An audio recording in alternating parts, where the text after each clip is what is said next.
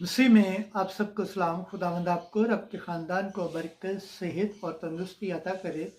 मसीह यस्सु नासरी के नाम से आमीन। हमारे लिए आज की अंजिल मुकद्दस मरकज़ के मुताबिक पहला बाब 29 से 39 है।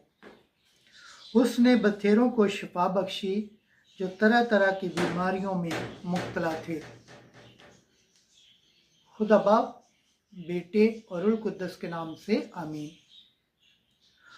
उस वक्त यस्सु फौरी इबादत खाने से निकलकर याकूब और यूहन्ना के साथ शमाउन और इंद्रियास के घर आए और शमाउन के साथ तब से पड़ी थी और उन्होंने फौरी उसकी खबर उसे दी। उसने पास जाकर और उसका हाथ पकड़कर उसे उठाया और उसकी तप उसी दम उतर गई और वो उनकी खिदमत करने लगी।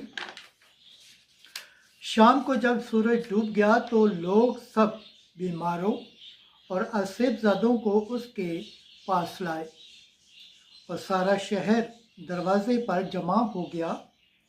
उसने बथेरों को शिफा बख्शी जो तरह तरह की बीमारियों में मुब्तला थे और बहुत सी बदरूहों को निकाला और बदरूहों को बोलने न दिया, इसलिए कि वो उसे पहचानती थी। और एली सुबह फूटने से पहले वो उठकर निकला और एक वीरान जगह में गया और वहाँ दुआ की और शमाउन और उसके साथी उसके पीछे गए। जब उन्होंने उसे पाया तो कहा, तुझे सब ढूंढ रहे हैं। और उसने उनसे कहा, आओ हम और कहीं आसपास के शहरों में चले ताकि मैं वहाँ भी मनाती करूँ, क्योंकि मैं इसीलिए आया हूँ। और वो तमाम जलील में उनके इबादत खानों में जा जाकर मनादी करता और बदरूहों को निकालता रहा। अंजिल मुकद्दस के सिला से हमारे गुनाह माफ़ किए जाए। ऐ मसीह तेरी सताइश हो। खुदावंद के पाक कलाम पढ़े और सुन जाने पर खुदावंद की बरकत हो, खुदावंद का शुक्र हो। आमीन।